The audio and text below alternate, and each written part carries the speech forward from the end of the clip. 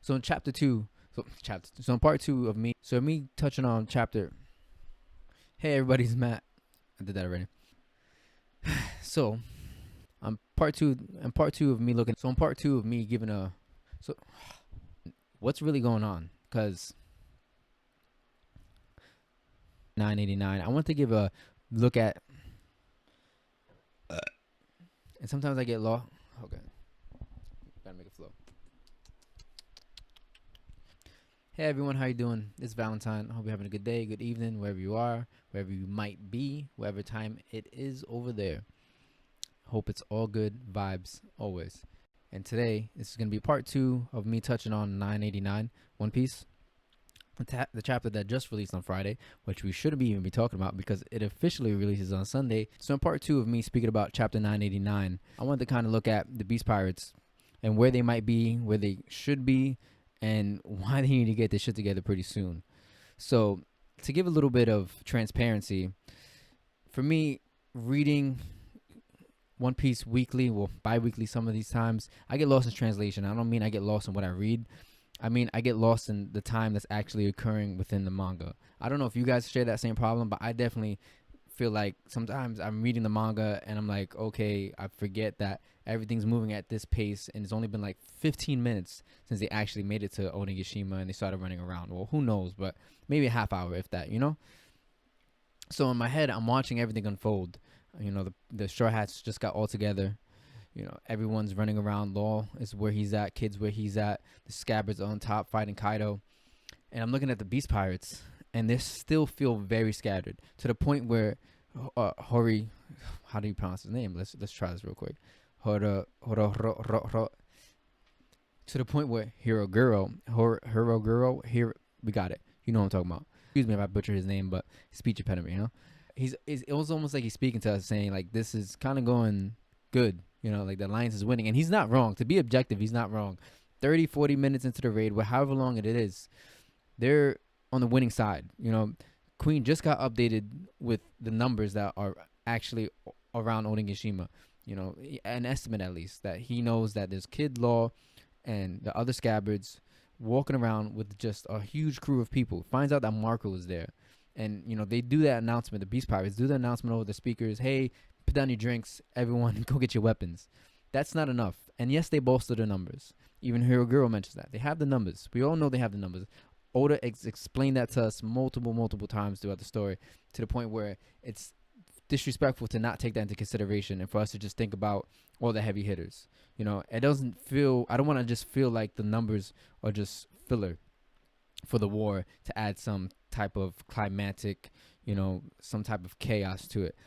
I don't feel like the numbers are going to matter for the Beast Pirates if they don't get their shit together, in the sense of they need to formulate those numbers into, you know, an attack. They need to formulate those numbers and guard certain places within Onigashima that are key to this Beast Pirate stronghold. And what I mean is, look, for example, of Luffy and Zoro, when they try to make their way up through the skull that Kaido made, they got brought down by Queen, but then they had the Beast Pirates, including King, start guarding the sky. Everyone that could fly started guarding the sky. They're starting to formulate into groups like that. That's what they need to start doing, because at a certain point, their numbers aren't going to matter. You can have all the numbers in the world, but the Alliance that had sought this out for so long, that had planned this out very thoroughly to come in here and get you guys off guard, they're doing a great job at it. You know, so at a certain point, these numbers aren't going to matter, especially if the numbers of these Beast Pirates aren't taking any of these guys seriously.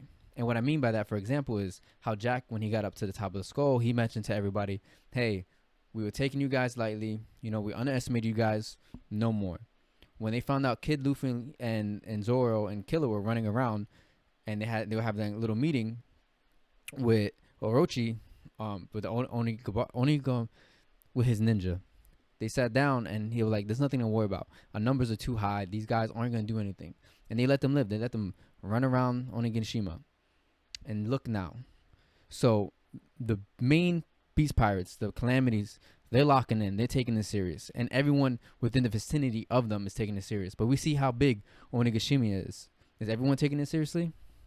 Because these other Beast Pirates who boasted their numbers up, they're not the strongest guys on a solo plane. The numbers make them strong.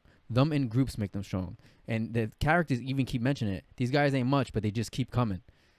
That's fine. But if they keep coming at a half-ass pace, if they still drinking and then picking up their sword and then drinking and then walking towards, the place where they hear the most noise, where the opponents might be at, you're going to lose this raid.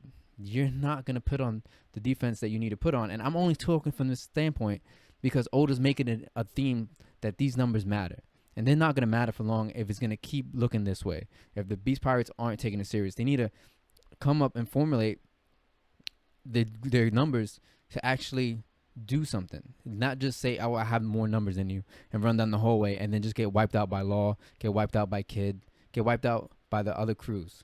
It's not going to work that way. Where are the Tobiropo? We seen some of them congratulate Kaido. They seem like some of them actually want to be on the side of Kaido, just not listening to his other high-ranking officers because, they feel with their ego that they could be the next high-ranking officer. So I understand that. But are they all still locked in to just focusing on catching Yamamoto so they can pull that card on fighting one of the Calamities to become one of the Calamities? Like, who's who? Who's who seen some of the pirates running around? Kid, Luffy, Zoro, and Killer. And he left them alone because he wants to focus on Yamamoto to get to Queen. Sasuke's locked up, so he's not really a player right now. He'll come back in later. I believe Black Marine may be getting involved. I know the other ones should be. Other than X-Drake, I know he's probably not really involved right now. He's probably making phone calls to Sword. So who does the Beast Pirates have? That's why I mentioned the Tobiropo. Who do the Beast Pirates have? We have the numbers, right? They have the numbers, and I don't mean the numbers as in those ancient giants. I mean they bolster the numbers of pirates on their side. They have the soldiers. But who else? They have a group of Tobiropo who, all 6 of them, maybe 2 to 3 are actually acting accordingly to their job. What are you doing to actually be an asset for Kaido? To be an asset to help stop this raid? You're not doing much. Honestly, the only real saving grace in my eyes, no matter what way Oda's playing with her, is Big Mom. Big Mom being there, her presence there, is the biggest factor that there's 2 Kaidos, there's 2 Yonkos there. That's the biggest presence holding everything together. Because if not, the Alliance would probably be turning the tides at a much harder pace. And I don't think they're turning the tides yet. I still think it's very much against them. Everything's stacked against them. And that's only because Big Mom's there. It's only because Big Mom's there. I don't have any faith in the Tobiropo. And I like the way they're being played out. Don't get me wrong. I like the way that Oda's writing them. Not everyone has their own motives. And they're not actually all willing to follow Kaido's exact words and be a fulfilling beast pirate. I like that. But if we're looking at it in totality of who's going to win this raid, because I hear people saying that, the Alliance is going to lose this raid and so on and so forth. It doesn't look so. It doesn't look like it. Do I think they're going to lose the raid? More than likely, yeah. At this point, something's going to happen. But that's only because of Big Mom. There's no one else actually making that big of a difference. The Straw Hats can handle the Calamities. The Tobiropo, if they're actually all not down to be a unit and an asset for Kaido, they're not going to be needed to be handled like that. We hear rumors and theories of Usopp taking down the actual numbers, the 10 numbers. He's going to take them down, right? Right? Okay. So what are we here to worry about? There has to be a little more. And I guess, okay, my bad. We're fighting Yonkos. Yes, we're fighting Yonkos. I know. I understand. And I know how Oda's writing it to make it that Luffy is going to defeat Kaido at the end of the day. Yes, we know this. Whether it's going to be now at the raid or maybe in a few hours after they lose the raid and have to regroup or however that may turn out. But right now, if I'm a Beast Pirate, I'm looking at it like, we need to start forming a huddle. We need to start communicating with each other. We need to start blocking off other exits. I hope there's Beast Pirates blocking off the exit where Jack went to go up to the top of the skull. There should be a formation of Beast Pirates right there. Just the way the same formation in the sky blocking the hole that Kaido created. They need to start being more organized at this point, not just rallying for the point of a fight. And to start closing this out. Do I feel like Oda's going to write in the darkness soon? And what I mean by that is, do I feel like Oda's going to start writing in the losing efforts? Yes. Do I feel like the Alliance is going to start losing? Yes. Is it going to get dark for them? Yes. Yes, it is. Who knows how the Scabbards are going to turn out in the next few chapters.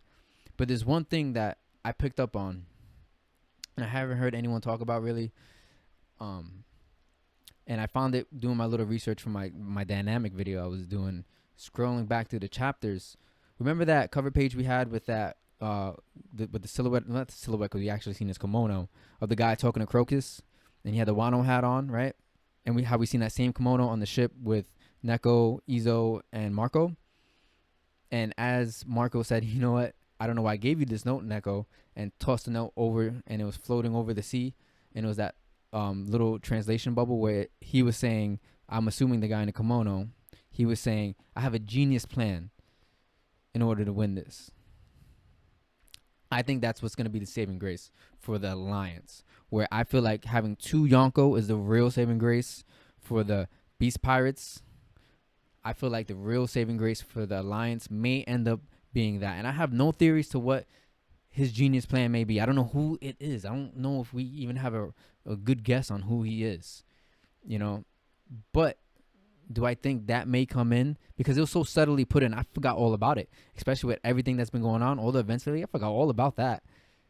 I think that's going to be the saving grace. So that might be the way they actually win the raid tonight and not have to regroup and reconnect and then go for another round 2. That's just my thoughts on it. I can't wait for Oda to kind of expand more on it so other people smarter than me can get in and throw some theories, because there's way more people that know more about this stuff than I do. So I'm looking forward to that. I just really wanted to mention that and hope that sparks some people to actually do some, brainstorming and researching, and let me know what you guys find, because I'm interested. I think that's going to be, again, the real saving grace for the Straw Hats and the Alliance. So with that, guys, I bid you guys adieu. That's all I have. Thank you for being here. I appreciate you always. Like, comment, subscribe. If you dislike, go ahead. Leave a comment, though. Tell me why you dislike. Is anything I need to work on? What's up? Still getting the ball going on this YouTube thing. Still getting comfortable in front of you guys. So it's all a work in progress. But again, you have a good night. Have a good day wherever you might be. I'm Valentine, and I'll check you guys out later. Peace.